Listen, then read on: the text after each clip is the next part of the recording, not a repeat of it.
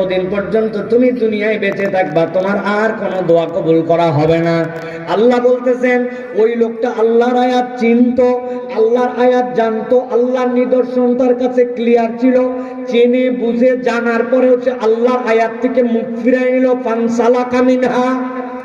আমি আপনাদের কাছে জিজ্ঞাসা করতে চাই, আমাদের সমাজে এরকম কোন লোক আছে কিনা যেই ব্যক্তিরা আল্লাহর আয়াত চেনে, আল্লাহর নিদর্শন জানে, জানা বুঝার পরেও আল্লাহর আয়াত থেকে, আল্লাহর হুকুম থেকে মুখ ফিরায় নাই? আছে? চিনতে পারেন নাই? আমি দুই একজন লোককে একটু চিনাই, দেখেন তো চিনতে পারেন কিনা। 27শে রমজান 28শে রমজান ঢাকা থেকে নওগাঁয় রওনা দিবে, বাসে কোনো টিকিট নাই, কোন রকম আমিনবাজার ব্রিজের উপর থেকে বাসের ভিতরে ঢুকতে পারছে। ঢোকার পরে দেখে কোনো পা ফেলার জায়গা নাই, ভিতরে একদম বিরাট বড় গাদাগাদি অবস্থা, রডটা ধরে কোন রকম ঝুলে আছে, পা ফেলতে পারে না, ডানে ঘুরতে পারে না, বামে ঘুরতে পারে না। এমন সময় আসরের আজান শুরু হয়ে গেছে, হাই আলা সলা। ওই লোক নামাজি ব্যক্তির ভিতরের মধ্যে অস্থির এসে গেছে, নামাজটা কেমনে পড়বো, কিন্তু পাশ দাঁড়ায় না, ওযু করার উপায় নাই, তায়াম্মুমের পরিবেশ নাই, দাঁড়ায় দাঁড়ায় যে নামাজ পড়বে সেই রকম সেই জায়গার কোনো পরিবেশ নাই। ওই লোক তো সাথে সাথে অস্থির, কিন্তু তার কোনো অবস্থাই নাই নামাজ পড়ার। এরকম করতে করতে আসরের ওয়াক্তটা বের হয়ে চলে গেছে, মাগরিব হয়ে গেছে। বুঝে থাকলে উত্তর দেন। এই লোক যে আসরের নামাজ পড়তে পারলো না, এইটা কি সে ইচ্ছায় নামাজ বাদ দিছে না অনিচ্ছায়? বললেন না, অনিচ্ছায়। কিন্তু আপনার এলাকায় এরকম কোন লোক আছে কিনা বিএলবিতে, টিএলবিতে, যেই লোক আসরের আজান হয় এরপরে তখন মোবাইল খোঁচায়, চায়ের দোকানে আড্ডা মারে, মাঠের মধ্যে কাজ করে, নানান অজুহাত দিয়ে ঘোরাফেরা করে, বাইক চালায়, ভ্যান চালায়, কোনো কাজ নাই, কিন্তু তারপরেও আল্লাহর ডাকে সাড়া দিয়ে মসজিদে যায় না। ও জানা বোঝার পরেও নামাজ বাদ দেয়। এই লোকটা যে নামাজ বাদ দিল, ওইটা কি অনিচ্ছায় না ইচ্ছায়? ইচ্ছায়। আমার আল্লাহ বলছেন, ভালো করে নবী আপনি জানাই দেন না, বাল্লাযী আতাইনাহু আয়াতিনা, এমন ব্যক্তির কথা যার কাছে আয়াত দেওয়া হয়েছিল, ফানসালাকা মিনহা, সে জেনে বুঝে ওখান থেকে সে মুখ ফিরায় নিল। আল্লাহ বলছেন 2 নম্বর অপরাধ জানান।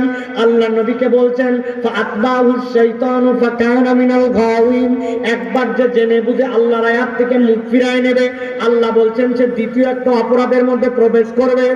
কি অপরাধ? আল্লাহ বলছেন ওই ব্যক্তিটার সাথে সাথে শয়তান পিছে লেগে যায়, আর একবার যার পিছে শয়তান লাগে, ফাকানা মিনাল গাওয়িন, নিশ্চিত থাকেন সেই ব্যক্তি পথভ্রষ্ট হয়ে যায়। এই জায়গায় কথাটা একটু বোঝার আছে, ভালো করে খেয়াল করেন। অনেক সময় আমরা আমাদের বাচ্চা কাচ্চাকে বকাঝকা করি, আপনারা করেন কিনা দেখেন তো। খবরদার শয়তানি করবি না, বাংলামি করবি না, এই কাজ শয়তানি কাজ, এটা তুই করবি না, বলি কিনা? তার মানে কি, আপনি যেই কাজটার থেকে তাকে নিষেধ করছেন, বুঝাচ্ছেন এই কাজটা শয়তানি কাজ, এই কাজ করলে তুমি শয়তানের অনুগামী হবা। কিন্তু আল্লাহ বলছেন এই জায়গায় ভিন্ন কথা, যে একবার জেনে বুঝে আল্লাহর আয়াত থেকে মুখ ফিরায় নেয়, আল্লাহর হুকুম থেকে নিজেকে সরায় নেয়, আল্লাহ বলছেন ফাআতবাহু শাইতান, শয়তান তখন তার অনুসরণ করে, সে শয়তানের অনুগামী হয় না। ফাআতবাহু শাইতানু ফাকানা মিনাল গাওয়িন, আল্লাহ বলছেন শয়তান তখন তার পিছে লেগে যায়, আর একবার শয়তান যখন কারো পিছে লাগে তখন সে নিশ্চিত পথহারা হয়। নাউযুবিল্লাহ। আল্লাহ এই জায়গায় 2টা অপরাধের কথা বললেন।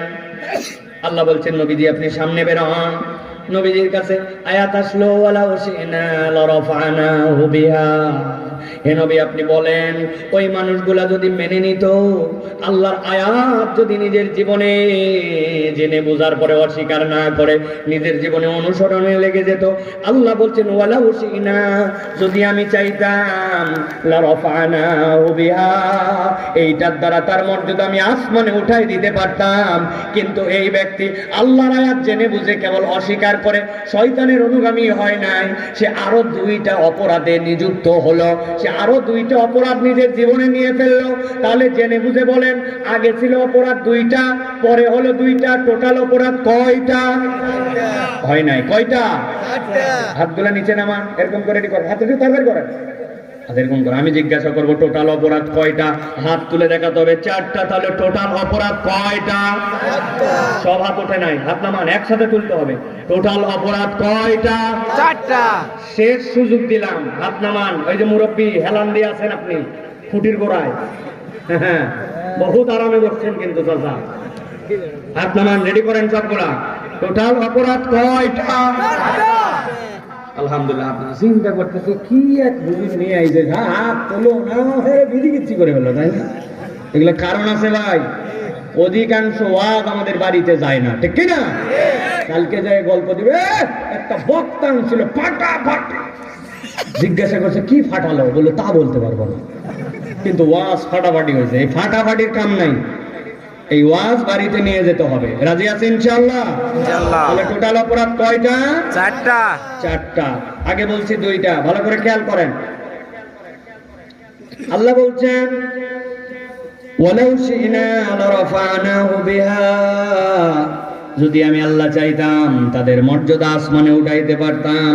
ওয়ালাকিন্নাহু আখলাদা ইলাল আরদ, ওই ব্যক্তিরা 3 নম্বর আর একটা অপরাধে প্রবেশ করলো, সেইটা হচ্ছে তারা নিরেট দুনিয়াদার হয়ে গেল।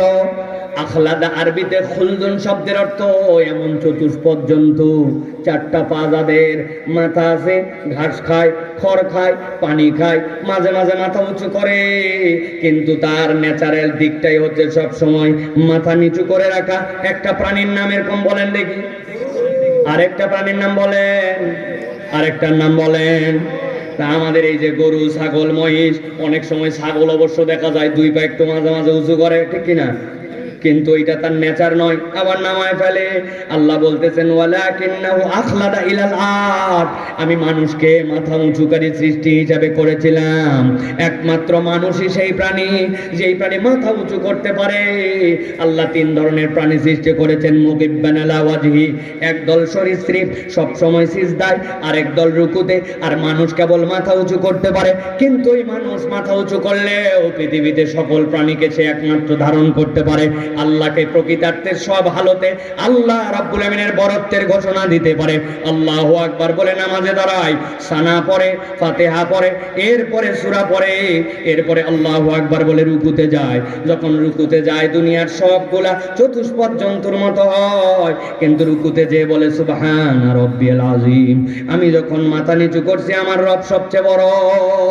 এরপরে আল্লাহ বলেন সামি আল্লাহু লিমান হামিদা, আমার বান্দা যা যা প্রশংসা করেছে সব আমি শুনেছি বান্দা।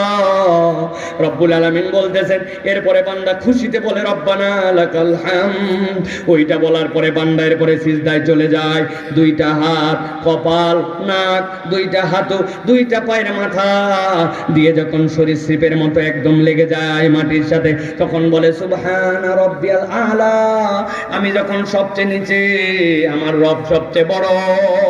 আল্লাহ বলছেন মানুষ ছাড়া কেউ এই সাক্ষ্য দিতে পারে না, অথচ ওই মানুষ এমন অধম হয়, ওয়ালাকিন্নাহু আখলাদা ইলাল আরদ, ওই মানুষটা নিরেট দুনিয়াদার হয়ে যায়, হালাল হারাম কোনো বিবেচনা করে না, আল্লাহ রাব্বুল আলামিনকে কোনো তোয়াক্কা করে না, নিরেট দুনিয়াদের জন্য যা ইচ্ছা তাই করতে পারে। এরকম লোক আছে কিনা? চিনতে পারেন নাই? আমি 2-1জনকে একটু চিনাই, দেখেন তো আমাদের সমাজে আছে কিনা। আপনি ঈদের মধ্যে বাজার করতে গেছেন, অথবা নওগাঁ শহরে গেছেন, রাজশাহীতে গেছেন, যাওয়ার পরে দোকানে কেনাকাটা করবেন, আপনাকে দেখে সাথে সাথে বলছে আপনার মতো চেনা লোক বলে কেনা দামে দিলেন। আছে না ভাই? বাপ দাদার জন্মে আপনার দেখেনি বানাইছে চেনা লোক, কেনা দামে দিলাম বলে আপনার থেকে 500 টাকা কাল্লা কাটছে। আছে কেনা? দুপুর 12টার সময় গেছেন, বলছে তুই আমার বৌনির কাস্টমার। আরে বদমাইশ, এর আগে সকাল থেকে 100 জনের কাছে বেচা আছে, ঠিক কিনা?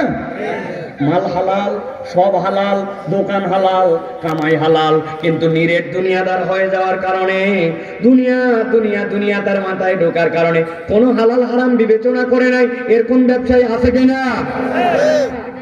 ব্যবসায়ীর কথা বললাম, অনেকে চিন্তা করছে যে আমি তো নাই এর মধ্যে, কিন্তু নওগাঁতে অনেক মুরব্বী আছে, এত বড় দাড়িওয়ালা, হাতের মধ্যে সকালবেলা কোদাল নেয়, নিয়ে মাঠের দিকে রওনা হয়েছে। লোকজন বলছে, চাচা এত সকালবেলা আপনি মাঠের দিকে যাচ্ছেন? বলছে, বাবা রোদ উঠলে আর কাজ করতে পারি না, এই জন্য একটু মাঠে যাচ্ছি কোপানোর জন্য। আসলে কোপাতে যাচ্ছে ভিন্ন, উনার সাথে যার জমি লাগানো, ওই পারের জমিওয়ালা এখন আইল কাটে পারে নাই, উনি আগে ভাগে আইল কাটার নাম করে 4 আঙ্গুল একটু জমি ঠেলতে চান।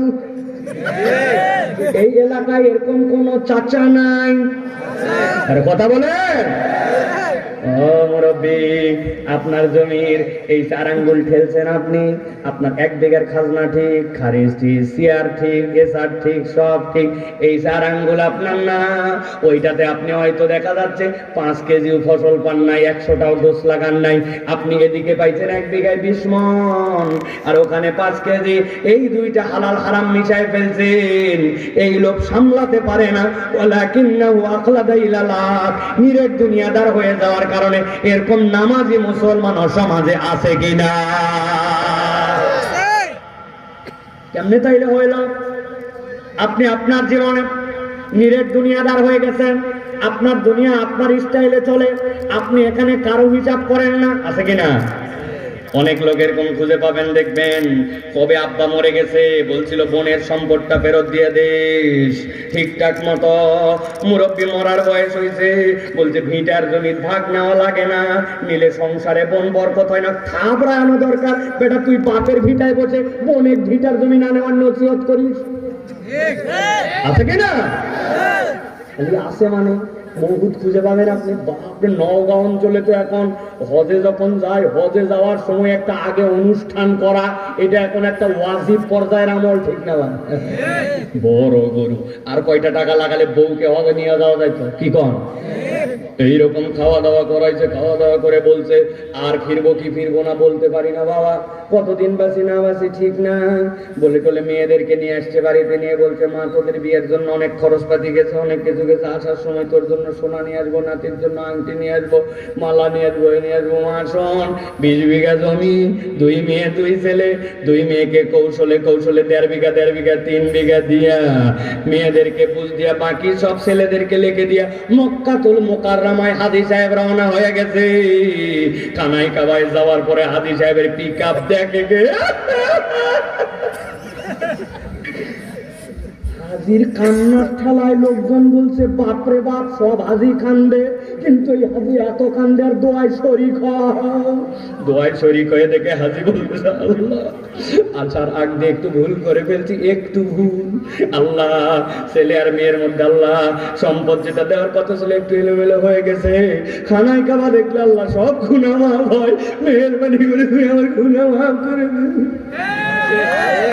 বুঝে থাকলে বলেন কাজ হবে।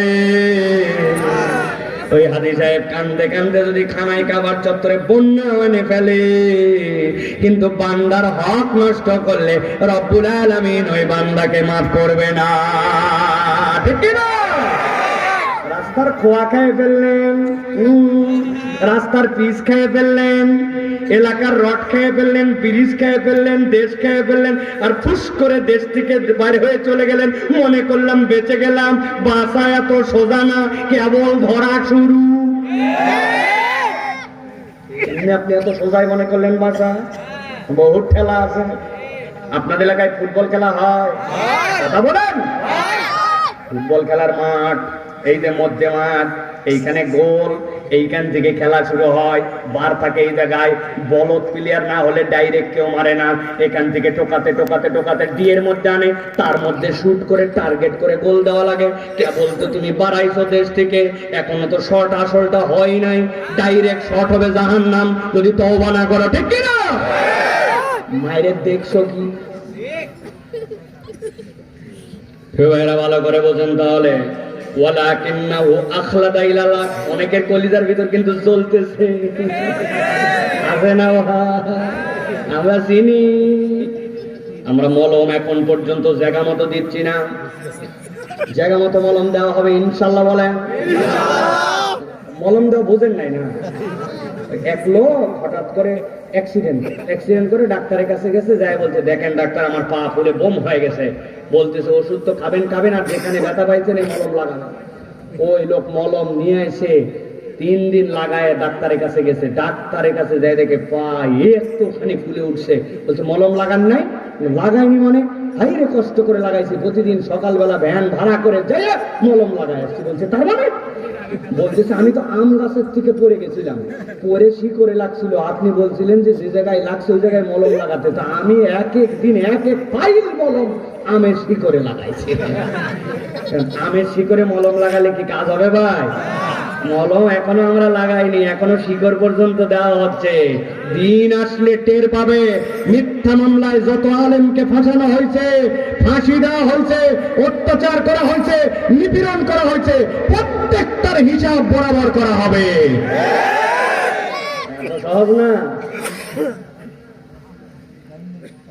ভালো করে খেয়াল করেন তাহলে। 3 নম্বর, ওয়ালাকিন্নাহু আখলাদা ইলাল আব, হালাল হারাম চিনে, সব বোঝে কিন্তু নিরেট দুনিয়াদার। এটা 3 নম্বর। কয় নম্বর?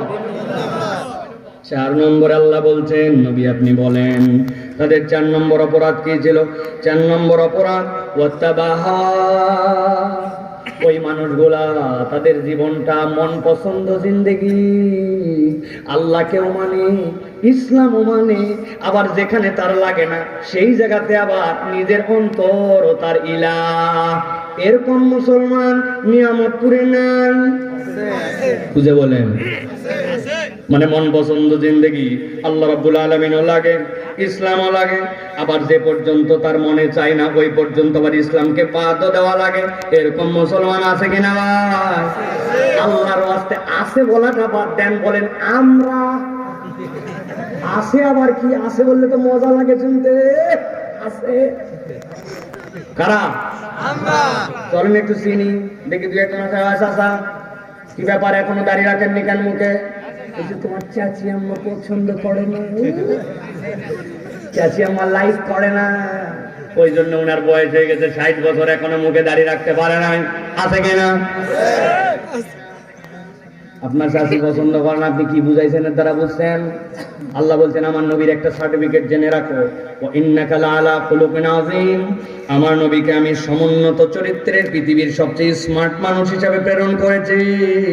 আর আপনি বলতেছেন নবীর দাড়ি আপনাকে আনস্মার্ট লাগে, উমুকে পছন্দ করে না, তার মানে বুঝাইছেন আল্লাহ নবী পর্যন্ত আপনার ধাক্কা। আপনি যদি এটা বুঝে বলেন আপনার ঈমান চলে যেতে পারে, ঠিক কি না? আপনি ইসলাম পালন করেন কিন্তু আপনি দাঁড়িয়ে রাখতে দাঁড়িয়ে রাখো না কেন? বিয়ের কথা চলতেছে, যে মেয়ের সাথে কথা হচ্ছে ওই মেয়ে আবার দাড়ি লাইক করে না, আছে না? আমি আপনার ফতোয়া দিয়ে গেলাম, এলাকার মুফতিদের কাছে যাই ফতোয়া নিয়ে নিবেন ভালো করে। আমার কথা আপনার পছন্দ না হলে, যেই মহিলা বিয়ের আগে তার স্বামীর দাড়ি পছন্দ করে না এইটা বলবে, এইটা একটা ফিস্ক। আর এই ফাসেক মহিলাকে বিয়ের আগে বিয়ে যদি না হয় তাহলে এই মহিলাকে বিয়ে করা জায়েজ নাই। আপনি আল্লাহ মানেন, আবার আপনি নিজেকে নিজের ইচ্ছা মতো জীবন চলান, কোনো কারণ নাই, একমাত্র কারণ হচ্ছে আপনার অন্তরকে আপনি ইলা বানাইছেন। এই জন্য আপনি আল্লাহর এই বিধানের কাছে আপনার নিজেকে সমর্পণ করতে পারেন না। এছাড়া আপনার জীবনে আর দ্বিতীয় কোনো কারণ নাই, ঠিক কিনা? হিসাব মিলায়।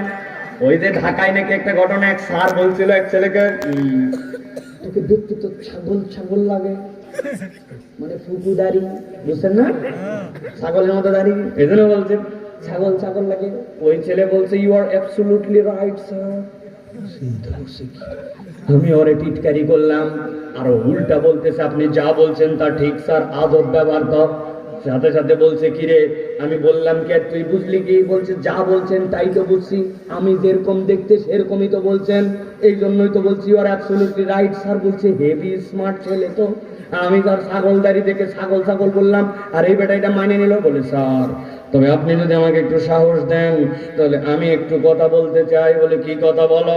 বলছে স্যার আমার ছাগল দেখতে জন্য, আপনি বলছেন ছাগল লাগে, তবে আপনাকে দেখলে আমার কুত্তা লাগে। কুত্তার মুখে দাঁড়িয়ে আছে তো, তাহলে বুঝে নেন আপনি। কোনো অজুহাত নাই, কেবলমাত্র ওয়াত্তাবা হাওয়া, মন পছন্দ জিন্দেগি। আমার দিল যেমন চায় আমি আমার জীবন সেরকম চালাই। এরকম মুসলমান কেবল ছেলে নয়, হাজার হাজার মহিলাকেও আপনি এরকম খুঁজে পাবেন ভাই, ঠিক কিনা? বিয়ে বাড়িতে গেছে, আপা আরে আমাদের এলাকায় এত সুন্দর মহিলা কোত্থেকে আসলো আপা, আপনাকে চিনলাম না, মনে হচ্ছে আসমান থেকে নেমে আসছে। মহিলা বলতেছে, দেখ আমি তোর পাশের বাড়ির তসলিমা আপা।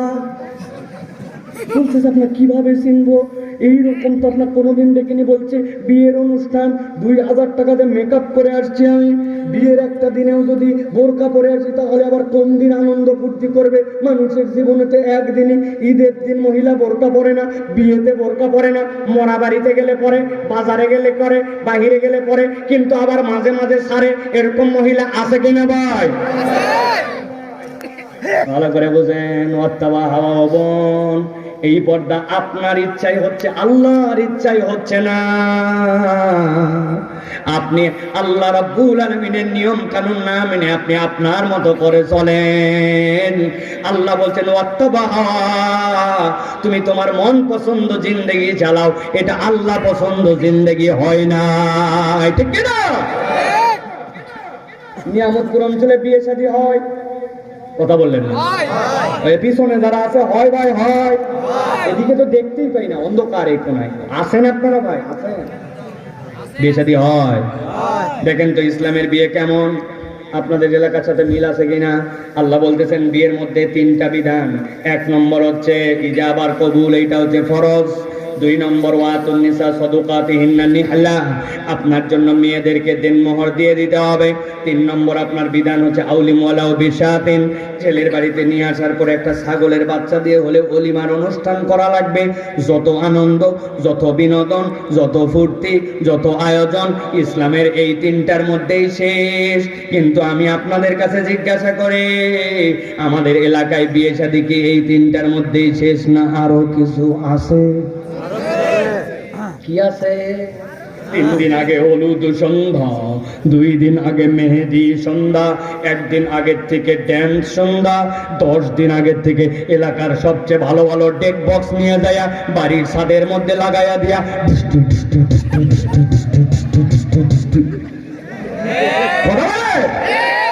আছে রে। ওই বাড়ির থেকে একজন হাজী সাহেব আসছে আসরের নামাজ পড়ার জন্য। লোকজন বলছে, হাজী সাহেব কি শুরু করছেন আপনারা? আপনার এলাকায় তো অস্থির করে ফেলছেন, আপনার জন্য তো এলাকায় কোন রকম মানুষ থাকতে পারতেছে না, বিয়ের শাদীতে আপনি বাদ্য বাজনা দিয়ে কি অস্থির করে বলতে, থাম থাম তোর বেটি আছে। আমি এগুলা করতেই চাই নাই, নাতি নাতকুররা একটু করতেছে, এলাকার ছেলেরা একটু করে, এখনকার সমাজ এরকম হয়েছে, একটু করা লাগে, চল আসরের নামাজ পড়ে আসি। হে আছে কিনা? হাজী সাহেব আসরের নামাজও পড়ে, আবার নাতি নাতকুর কেউ ইলা বানাইছে, সমাজ কেউ ইলা বানাইছে, এলাকার আচরণ কেউ ইলা বানাইছে। উনি আল্লাহ মানে আবার গান বাজনাও মানে, এরকম মুসলমান নিয়ামতপুরে নাই। আমার আল্লাহ বলছেন ওয়াত্তাবা হাওয়া, নবী আপনি জানায় রাখেন তাদের 4 নম্বর অপরাধ খেয়াল খুশি মতো জিন্দেগি। যতটুকু তার ইসলাম লাগে ততটুকু পালন করে, আবার যতটুকু তার মন চায় ততটুকু পালন করে। জুম্মার নামাজে হাজির হয়, ওয়াক্তের নামাজে খুঁজে পাওয়া যায় না।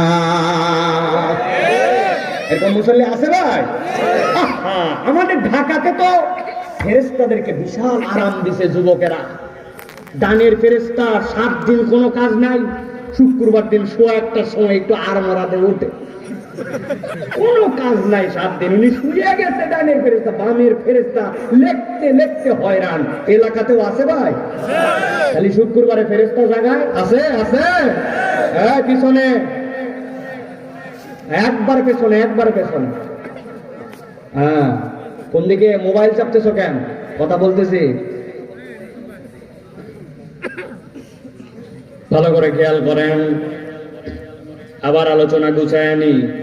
আল্লাহ বলতেছেন নবী আপনি তেলাওয়াত করেন কিয়ামত পর্যন্ত। ইবনে কাসির রহমাতুল্লাহি আলাইহি বলতেছেন, মুফাসসিররা নানান ধরনের ব্যাখ্যা করেছেন। আব্দুল্লাহ ইবনে আমর বলেছেন, আল্লাহ এখানে উমাইয়া ইবনে আবু সালতের কথাও বলতে পারেন, কিন্তু ইমাম ইবনে কাসির সমন্বয় করেছেন কিয়ামত পর্যন্ত যত মানুষ আসবে, আল্লাহ বলছেন আমার নবীর পরে আর কোনো নবী আসবে না। এই 4 রোগ যাদের মধ্যে পাওয়া যাবে তাদের ব্যাপারে নবী আপনি জানায় রাখেন।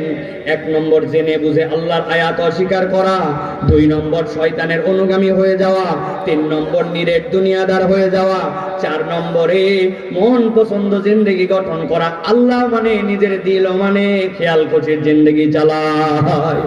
আল্লাহ বলছেন নবী এবার সামনে বাড়েন, কামাসালুহু কামাসালিল কাল ইন তাহমিল আলাইহি ইয়ালহাস আও তাতরুকুহু ইয়ালহাস যালিকা মাসালুল কওমিল্লাযীনা কাযযাবু বিআয়াতিনা।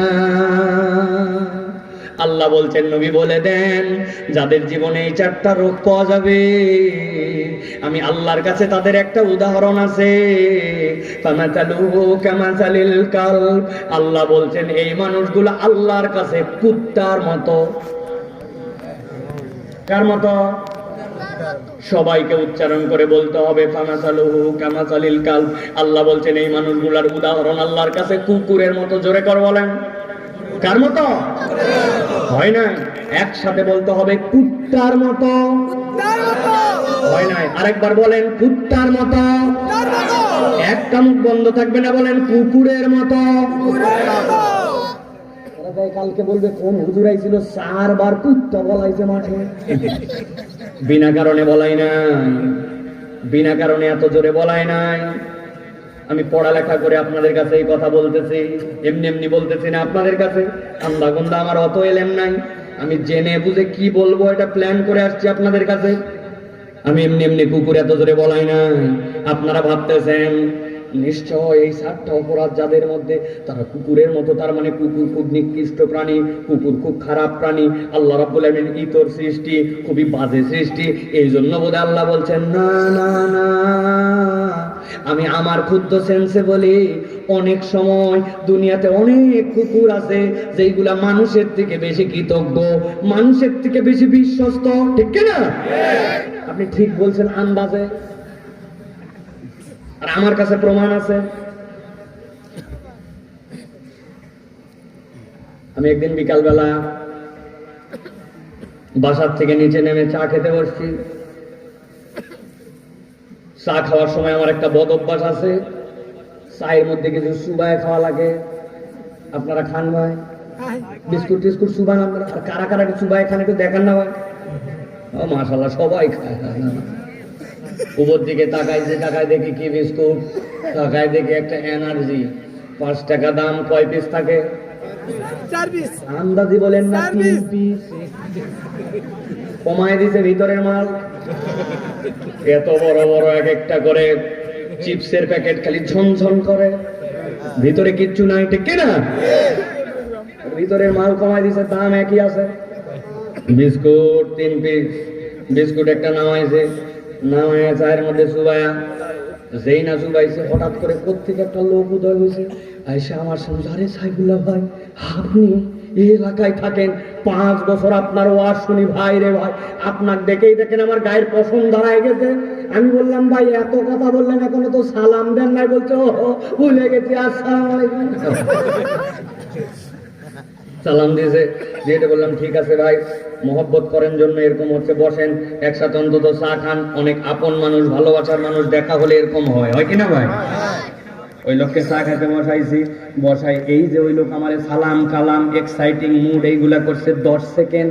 ওই চার মধ্যে ডুবানো ছিল বিস্কুট, যেই না বিস্কুট তুলে মুখে দিব, দেখি মুখে দেওয়ার আগে বিস্কুট অ্যাক্সিডেন্ট করছে। বিস্কুট যাই না অ্যাক্সিডেন্ট করে নিজে পড়ছে। সাথে সাথে দেখি ডান পাশে ওই জায়গায় একটা কুকুর বসা ছিল, কুকুরটা মাথা নিচু করে লেজ ডাউন দিয়া এরকম করতে করতে আসে, দৌড়ায় আমার পায়ের কাছে যে বিস্কুট পড়ছে ওই জায়গায় এসে মুখ নামাই দিয়ে আমি পা সরাতে দেরি 3 টানে দেখি খাওয়া শেষ। ওই দিনের মতো আমার বিস্কুট খাওয়া শেষ, চা খাওয়া শেষ, নামাজে চলে গেছি। পরের দিন আবার ওই জায়গায় আসছি। কথা কিন্তু আমার শেষের দিকে ভালো করে খেয়াল করেন।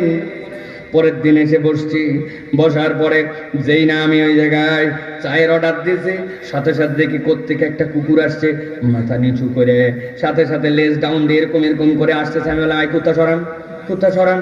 কুত্তা যদিও সুখ না থাকলে না পাক নয়, কিন্তু ওই কুত্তার লালা যদি লাগে অস্বস্তি হবে, ওইটা না পাক, তাড়াতাড়ি সরান।